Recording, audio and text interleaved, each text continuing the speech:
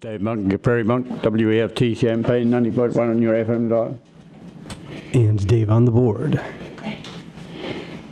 She's going to stand there and watch the show. Oh, okay, good. Okay. Any eccentricities in today's show were because I was late, so that's why it is even fewer ducks in a row than usual. That's okay.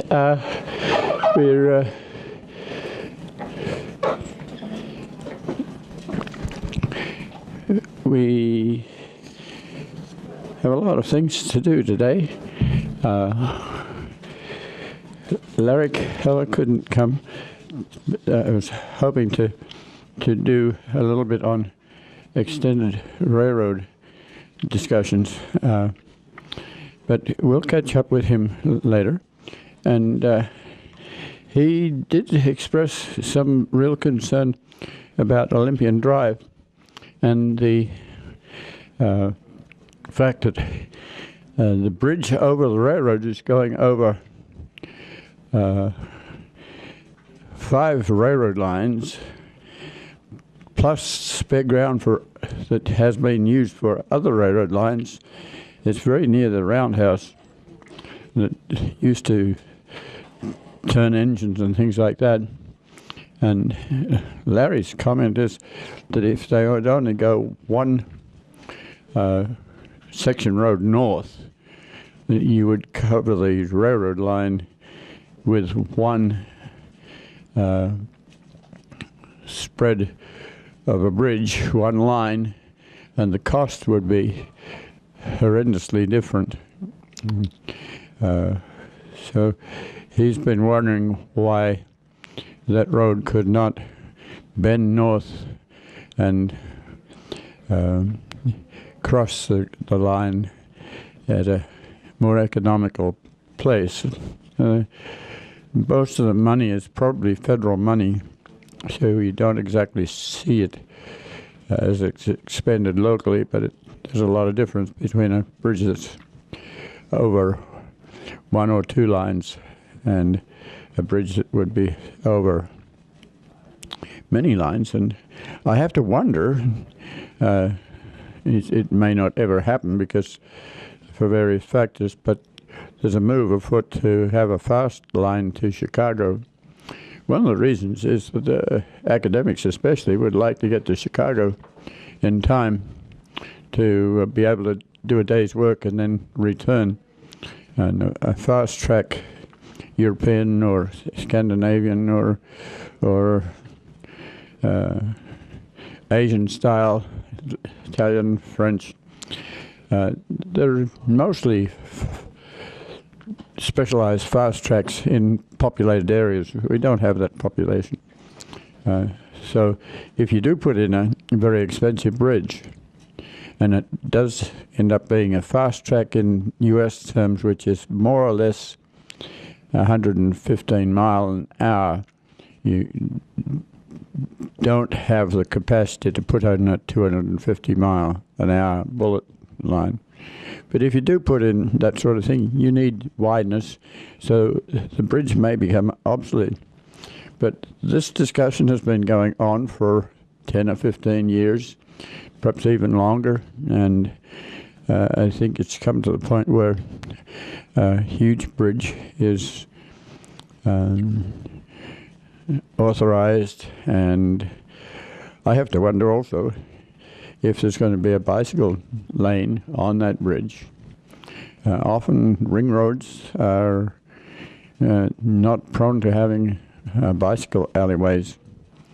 Bicycles are kind of in the way of 70-mile-an-hour traffic.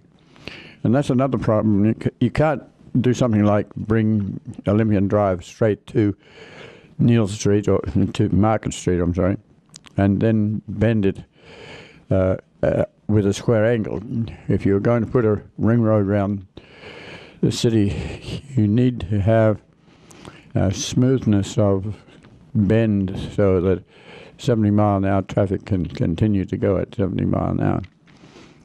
So if you make square bends, that's not easy for semi-trailers or other vehicles that are moving freight and even people movers like buses need room to turn, and I think that's why the straight through discussion has been fairly permanent.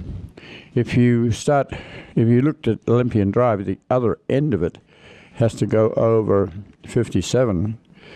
So if you were to go 1 mile north there, you would also have to have a bridge long enough to go over 57 and then over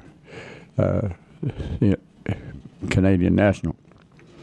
So we thank Larry for his commentary, and it's very worth pursuing, but I'm sure it would have its opposition, mainly because Olympian Drive has been regarded as the through traffic from 57 through the north end of town to Route 45. And you can see already a school has been proposed for that area, and I'm sure that once the road goes in, there will be development there. So thanks, Larry, and we'll catch up with you again, because we're kind of interested in what happens with railroads. We're certainly interested in railroads with respect to the corridor between Urbana and Danville. We're very pleased that it is an interim trail use agreement, and you have to know that politically, if someplace like Fithian, halfway between Champaign and Urbana and Danville, wanted to put in a automobile factory or something like that, and it was designated to be in that general area, railroads would have the right to come back in and service that sort of area. And that's presently under consideration in the Davis area in California, where a fast track is being built through areas that haven't been developed, and immediately there's political realization that this fast track could take people into San Francisco or back towards Los Angeles. So from a rather undeveloped area, it could be developed and be an interesting place. So it does happen. It might not happen for 100 years, but we have to think long term, and that's what we're about when we're talking about railroads vis-a-vis nature. We like to have the nature. We realize that every week there's more prairie goes out and more habitat, and we really need to educate people.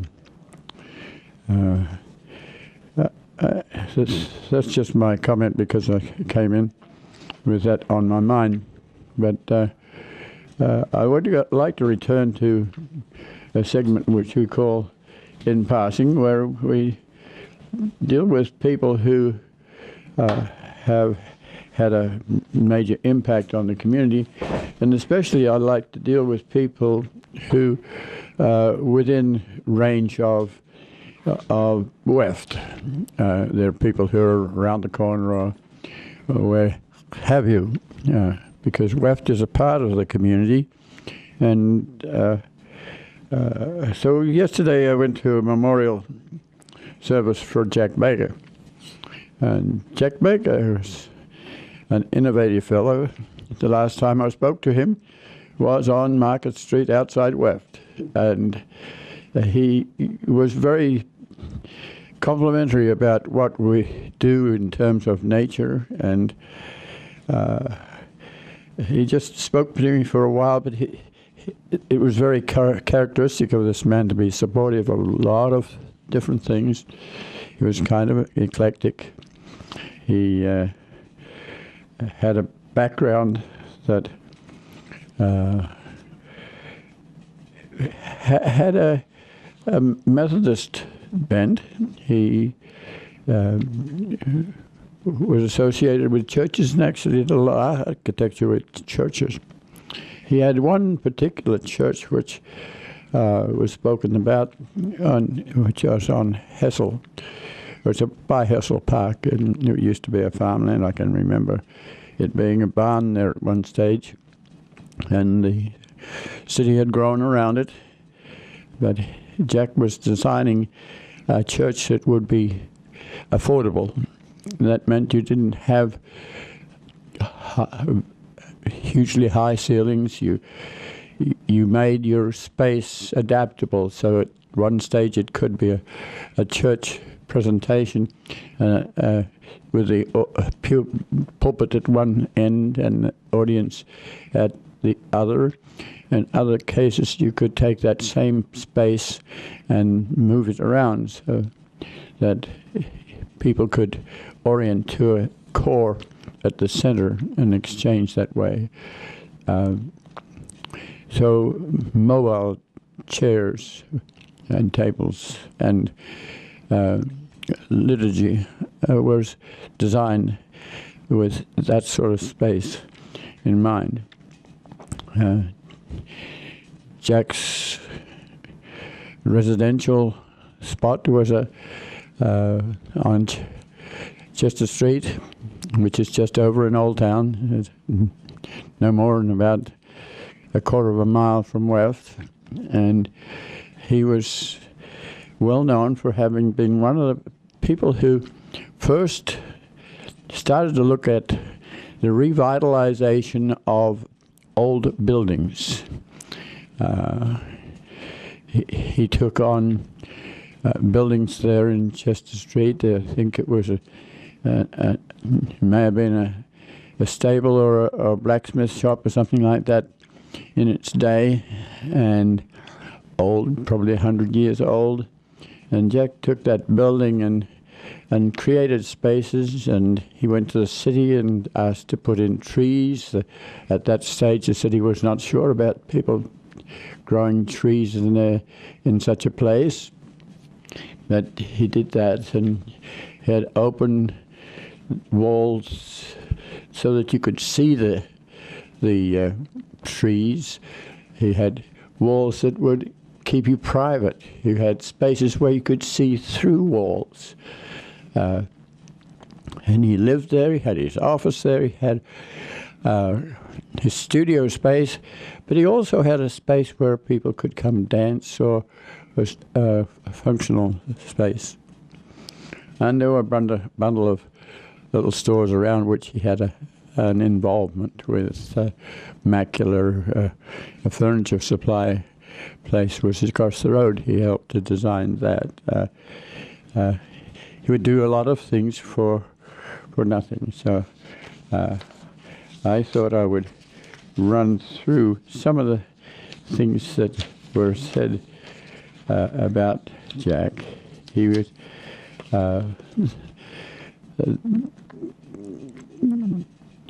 Jake Castro had been sort of chair of this organization, and he's a professor in architecture, and he was very complimentary about bringing together a lot of friends and relatives. You know, it's often at a funeral when family and relatives and extended family and professional associates get together, and that was very much what was happening yesterday. I talked to Steve Schumacher for a while, and he was the lead presenter. Steve used to be pastor of McKinley Presbyterian Church, and he'd approached Jack Baker to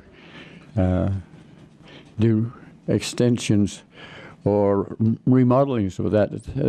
Presbyterian Church for about 17 years was the site for homeless people to live in the basement, and they needed toilets and things like that.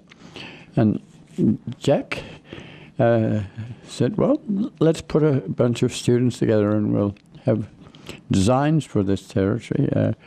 And eventually he put together an overall plan that suited the church very well and did very well with the homeless people. And above that basement, there's also church space that's used by Emerson and other groups that are always wanting space, and often you have to be in a space that is reverberates nicely. I'm not sure Temple Buell Hall does that. People who have a hard of hearing don't always hear very well in that particular building, and I hope that it's going to have some renovation, I think, and I hope that the acoustics will be better than they have been at times. It's a very large space, but large space is not enough. You have to have your sound bouncing in a nice way so that it gets to you. Maybe you can even improve the speech, because sometimes the reverberation that comes off the material that is in the wall can be just right.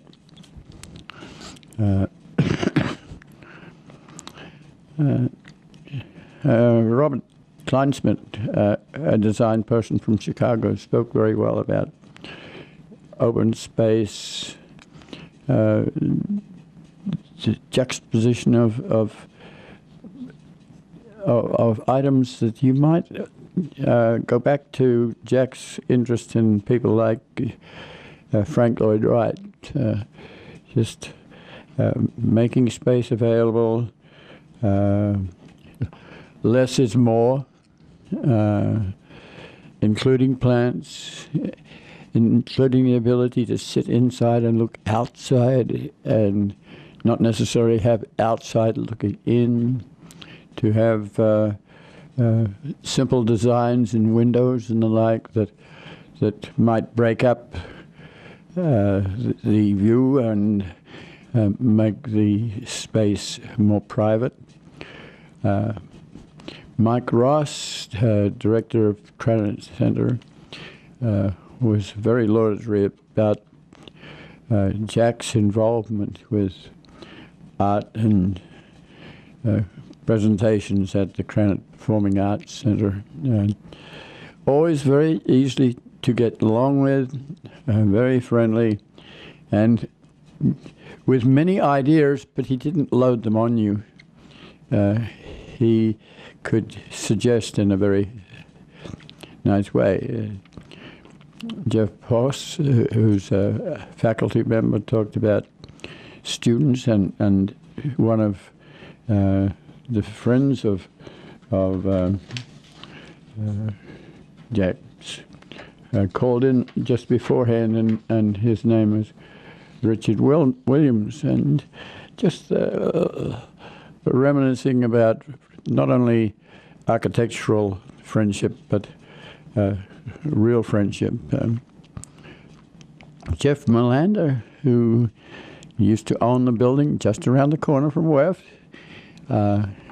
his Precision Graphics, he's on Walnut Street and Neal Street. It's the old Price building where you have entrances on both Neal and Walnut. He had been a student and benefited from some of Jack's gentle suggestions, and so that you have people whose lives have been changed by a single professor. Jeff eventually had Jack to remodel his Precision Graphics building, and he was very pleased about that.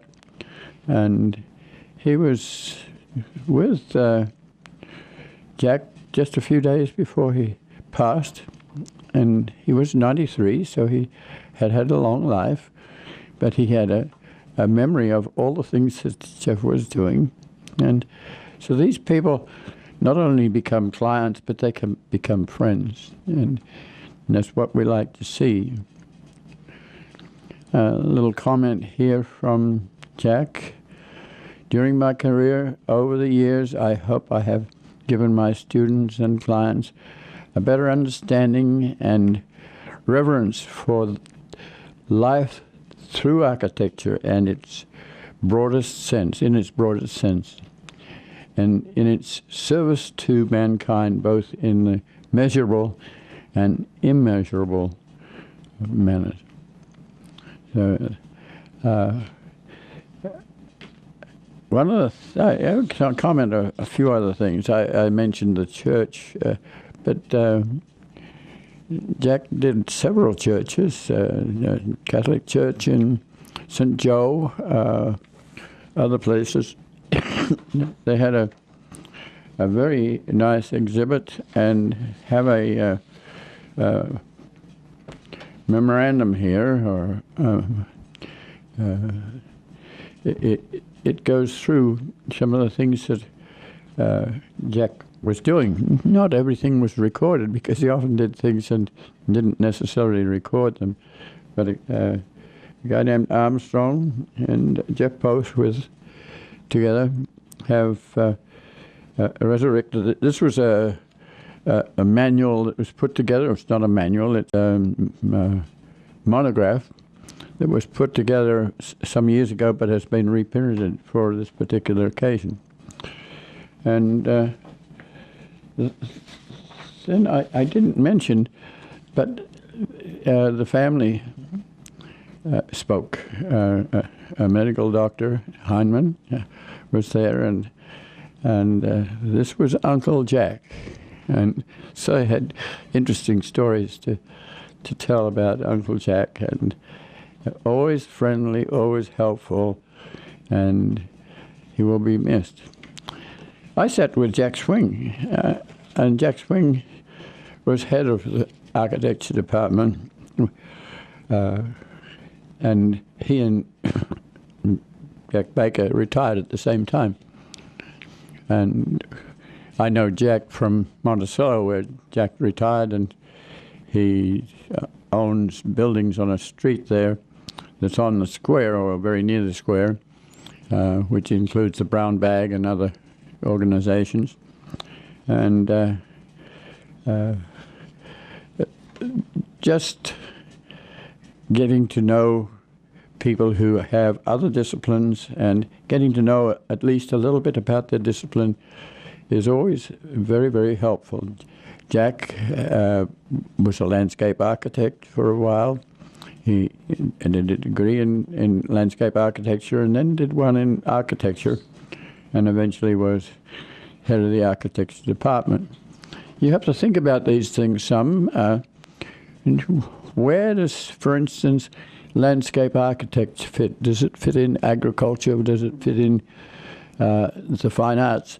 In this school, it belongs to the fine arts, and that gives it a slightly different flavor than if it was in the more utilitarian agriculture. So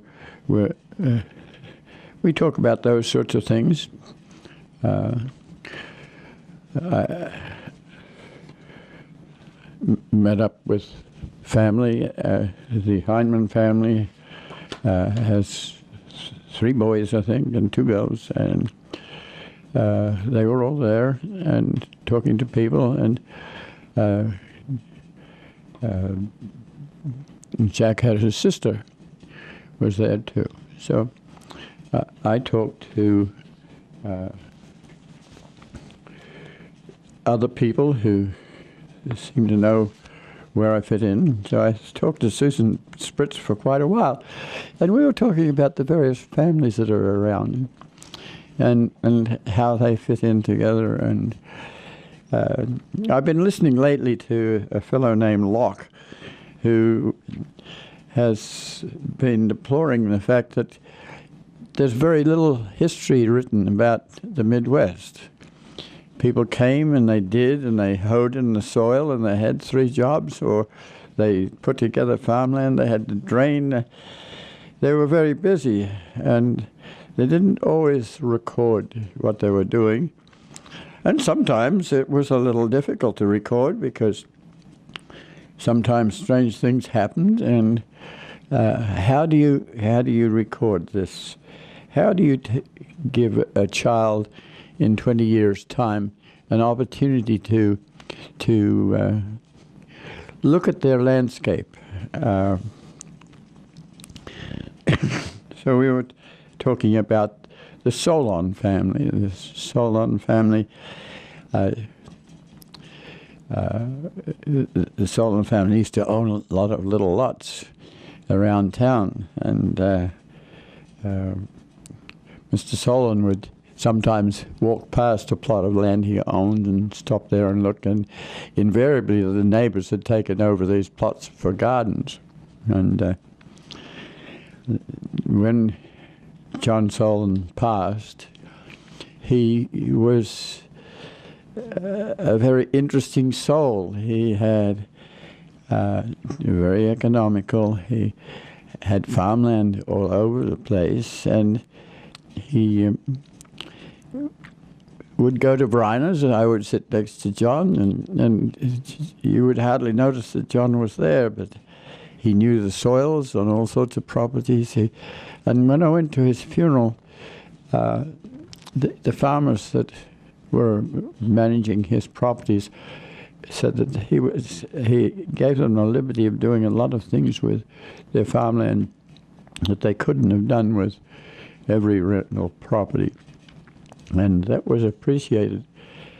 So how do you write about this? So I've been talking to people who do write, and Susan Spitz is one of those. It's Spitz, S-P-I-T-Z, and often what you write about is what you've experienced. So you go to your experience, and if you if you fictionalize this some, you can put in your own story, and then you can fictionalize part of it.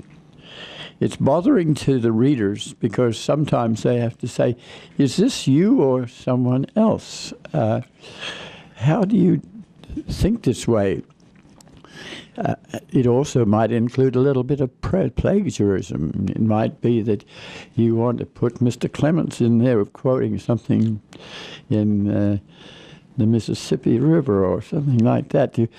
So I think that Mr. Locke, who is on WRL, was trying to say we need to do things with Midwest history because there's some massive things behind there. The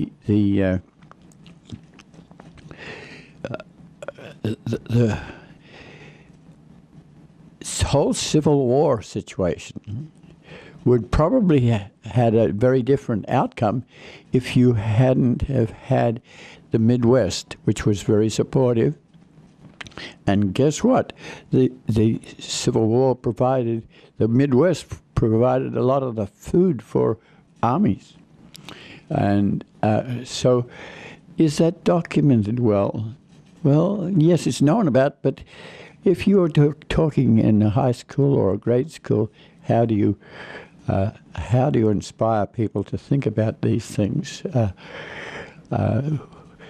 The News Gazette has just put out a couple of books on Allerton Park. And Sam Allerton, who came from Armenia in New York, was supplying the army with hogs for food. And he put in yards in Chicago and in Pennsylvania and other places. And while he was doing this, New York was not meeting its quota for people who were supposed to be helping with the Civil War. The Midwest, on the other hand, was oversubscribing to the Civil War.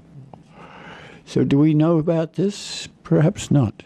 So he would like to say, and others have been saying the same sort of thing, go back to the local situation, your own street where WEFT is. So what was here? So we're going to have a pizza parlor across the road. And does that pizza parlor people, do they know the history of this street? It has been at some stage kind of a raunchy street. What is its history? Who came here? And some stages it's gotten burned down because in the early stages we had lots of forests to the north and we could put in lumber type buildings which get dry in wintertime and burn. And so these buildings now are all brick. Little bits of history. So go back to the Solon family.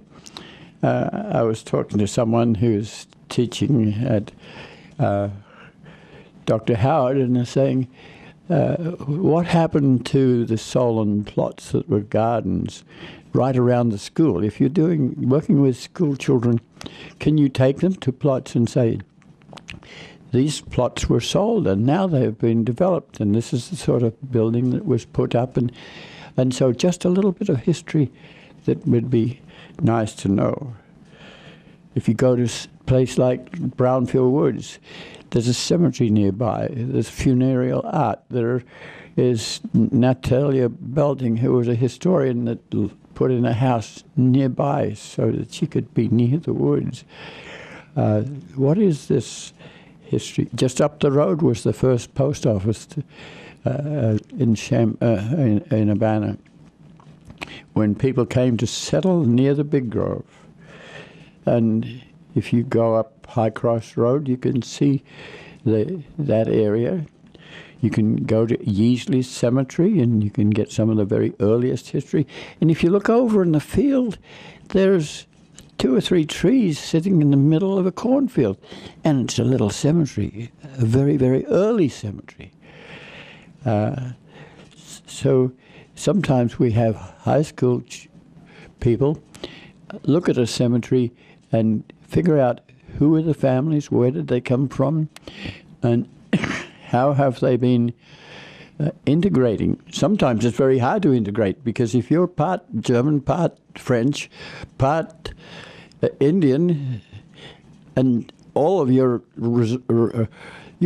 records got sold by the family at some stage, or you came in by Ellis Island and you got part of your name was spelt differently, how do you go about researching that sort of family genealogy? So sometimes we've lost our history, we've thrown it out. Sometimes we're very glad to find people in an old house that's 100 years old and it's been in the same family for a long time, and it shouldn't be in the attic and the basement, but it is. And if you crawl into the basement, you find there's Mr. Sidoris, and he's got photographs from the era when he was making photographs, and if you made a double image and you put a person in the tree, you were thought to be crazy. And so Mr. Sidoris ended up in the nut house in Kankakee. And we're not even sure whether Mr. Sidoris was there because he had psychological problems or because he just had photographic problems. He was taking your image and doing things with it and at a very early time. Now he's rather famous for having done that, but at the time it was a little spooky. And where do you find these records? Do you find them in churches? Do you find them in city records? Do you find them with the judge? The judge may be very influential in doing things like Cunningham. A children's home was there because Judge Cunningham and his wife wanted to have a home for orphans. So what is this history and how do we localize it? And so then I go back to Jack Baker, right in Chester Street, which runs at the end of WEFT Street, which is Market Street. So what was the history over there? What is the present history? Some of it relates to the North End community because there was an area which was gentrified up there, and the Blue Moon bar was moved down to Chester Street at one stage because I think they wanted to tidy up the area north of the tracks, and this was a place to come to. Just little things like that.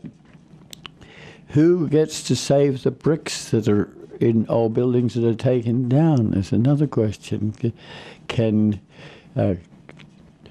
an artist take the brick and work with it? Is the brick worth money? How do we salvage is another thing. I just last night reduced the garbage in a dumpster from the flaps being open to 1/4 of the size of that. I got huge amounts of plastic and paper, and just to see that sort of material going to 35 miles to Clinton to be entombed in above an aquifer that is thousands and thousands of people are drinking the water from. I have to wonder what we're thinking about to do that. I got 5 milk jugs, 4 or 5 cardboard milk containers, a 2-gallon cooking oil container in cardboard. The cardboard gets taken out and goes in the cardboard bin. The plastic goes to plastic recycle.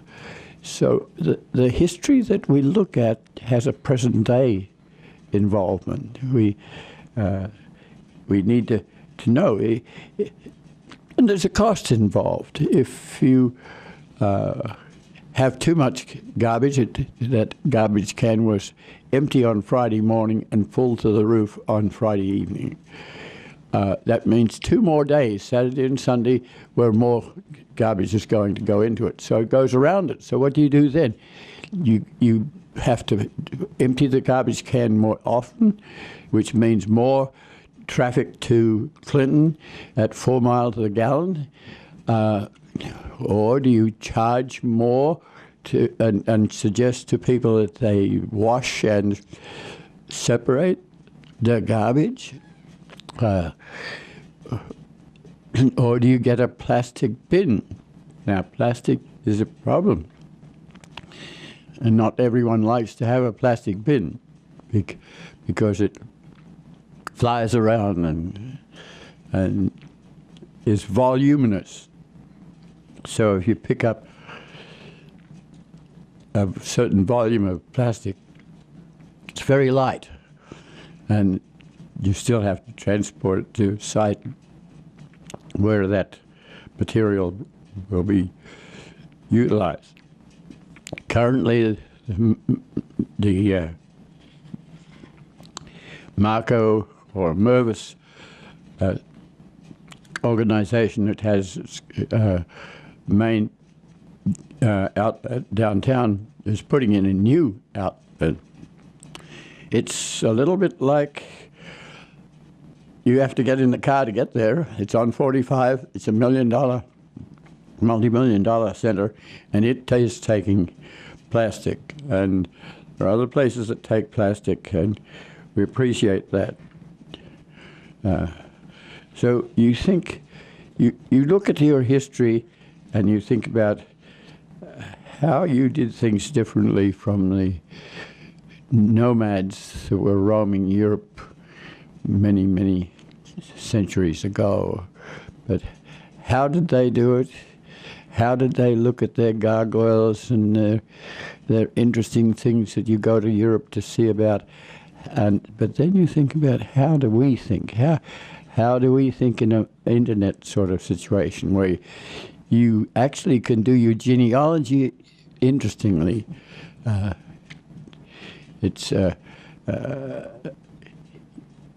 You can get so much information together, it's almost too much information, but it's helpful.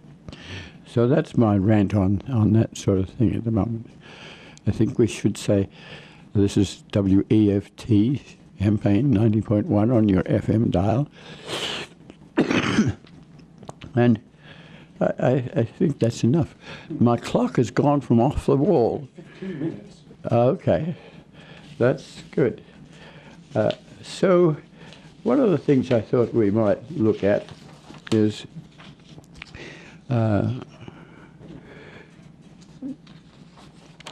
some of the meetings I've been to just recently. There's one I was especially pleased with was the Grand Prairie Friends stewardship situation, and I was sitting next to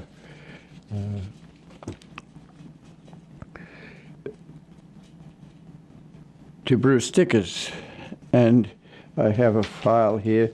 He's been with the Farm Bureau, and the Farm Bureau has been working with soil and water conservation, and they're on that railroad bed that we've been talking about quite a lot between Urbana and Danville.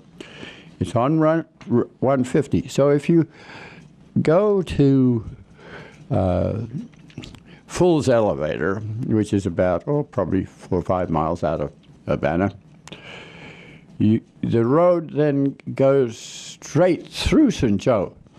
It didn't ever do that. It used to go through the node of that sigmoid curve that I talk about from time to time.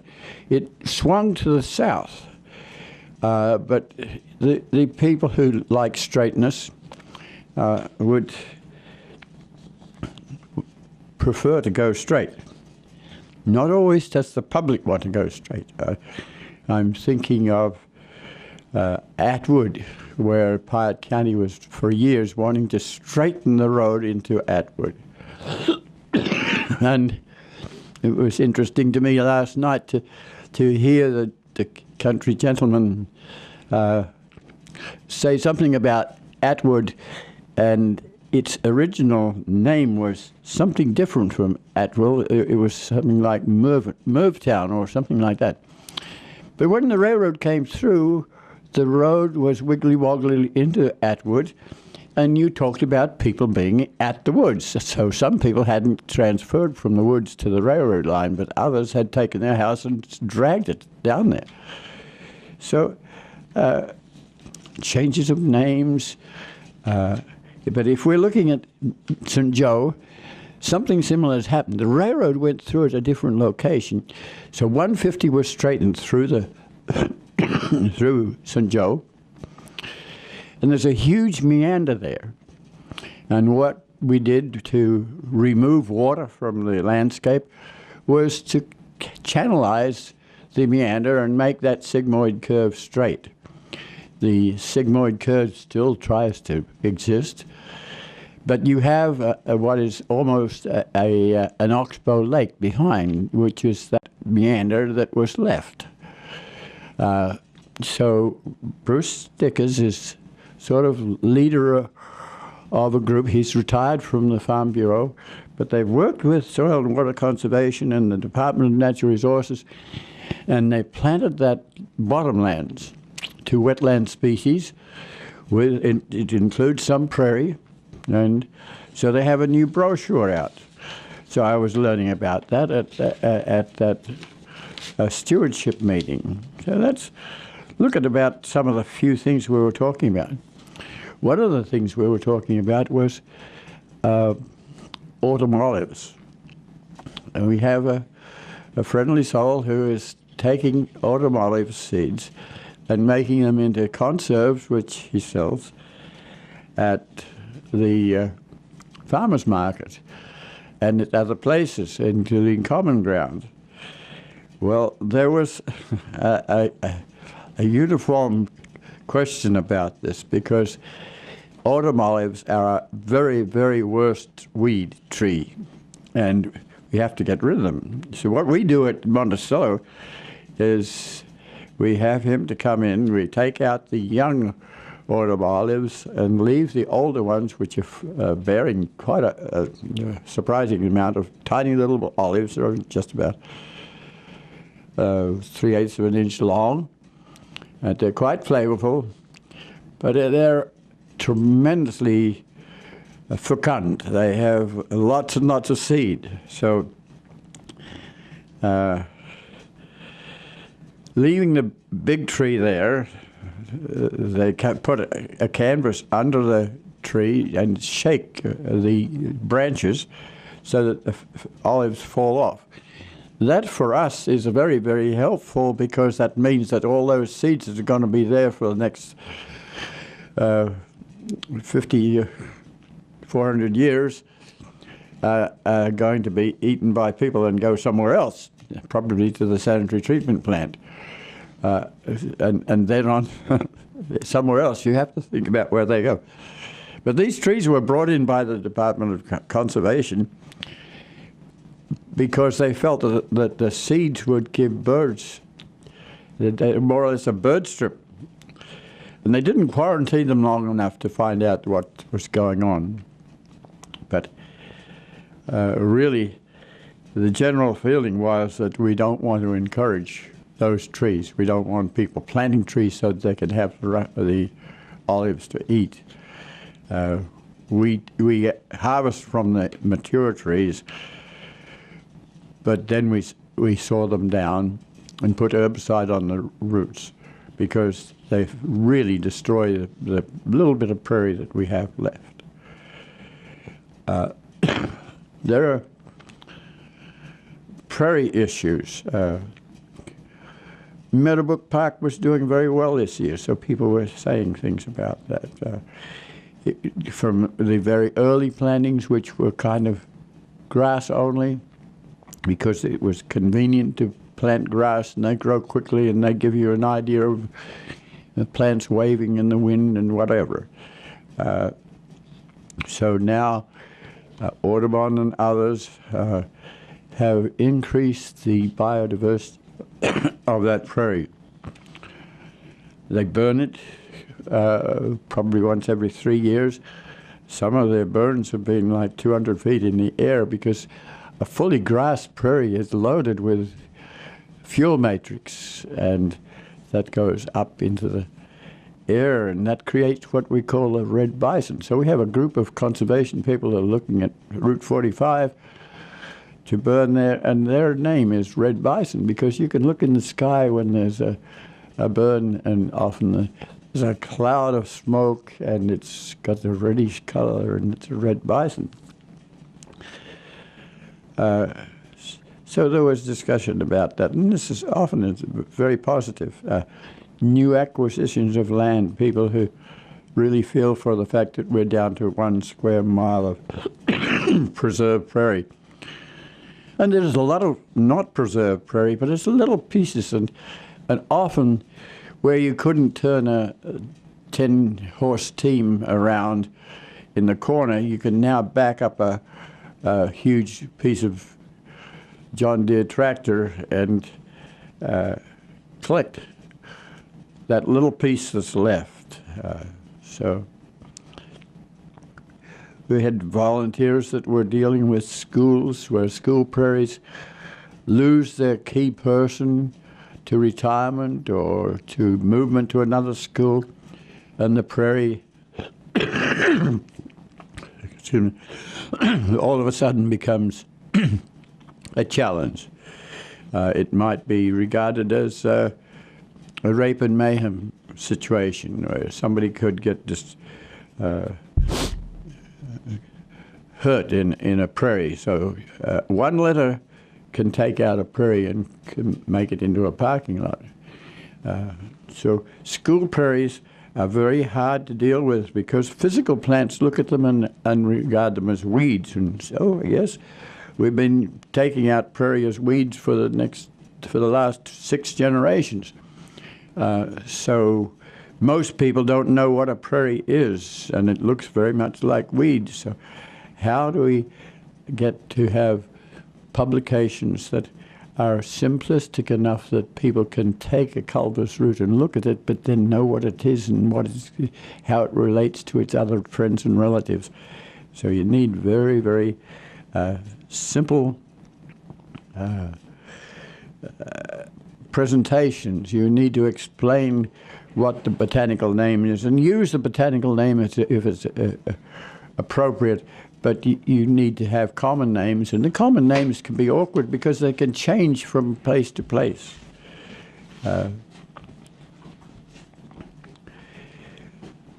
So Jim Payne has been a stalwart in prairie preservation and other preservation too, and he didn't say very much, but he's well known to being on Grand Prairie Friends and a leader there and working with restoration. And we may need to talk about our railroad beds and how we might leave them to future generations.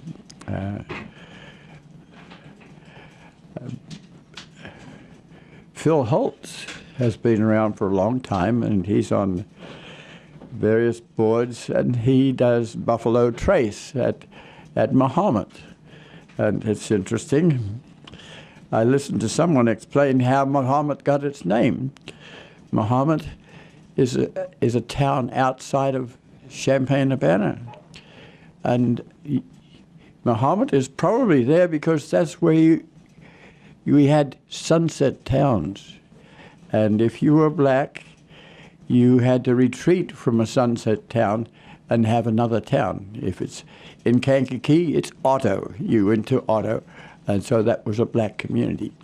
And the feeling was that the early stages, Mahomet was named Mahomet because it was a black community. And Mahomet is now very well developed. It's a very rapidly developing town, and there's been discussions of trails. So I go to a trail meeting that was where regional planning was talking, and they were talking about Mahomet. And so Phil Holtz is out there with a Buffalo Trace Prairie, which is just on the north side of 74, and it's part of the Forest Preserve District. And how do you restore it? How do you remove trees? Sometimes when they remove crud trees, which are sort of the trees that grow when you drain things, and they're not necessarily part of a prairie, how do you convince the public to be not very upset about that? How do you take the children from the high school, which is just across 74 from it, and give them the opportunity to enjoy that prairie? How do you go to the high school, which also has its own little prairie that's been there for quite some time? How do you take the grade school, which is just down the road, across 74 on a bridge, and talk to them? So this is a very strong educational situation. Sandy Mason was there. Sandy Mason is the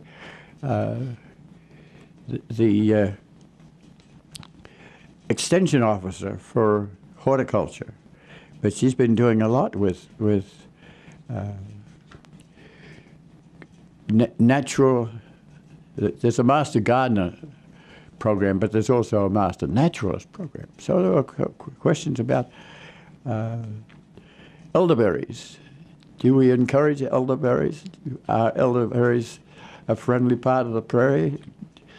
Is this an escapee from that super prairie? And it's become popular. You make wine out of it. You make jam out of it. So then we got to talk about various species that might be regarded as invasive. So there was Eric Smith. and he has an herbicide gun, and he knows about he knows about teasel. So if he's driving along, he's out with his herbicide gun and gets that thing. So we have a friendly attitude from someone who is a state representative and a regional conservationist in this area, Vermilion County, Champaign County, 4 or 5 counties. 1 minute. Well, I think we've said enough for this morning. We appreciate your listening. We're kind of very pleased to run into Mr. Rice, who is a furrier, and he listens to us and is interested in the fact that we know a little bit about the various towns and places that are round about. A farrier shoes horses, so his family had a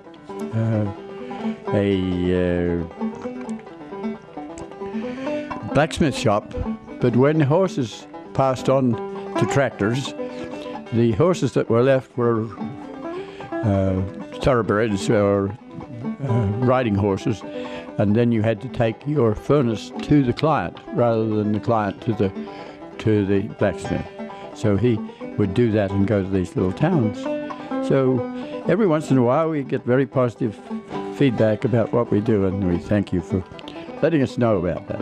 So this is Dave Monk, your Prairie Monk, WEFT Champaign 90.1 on your FM dial.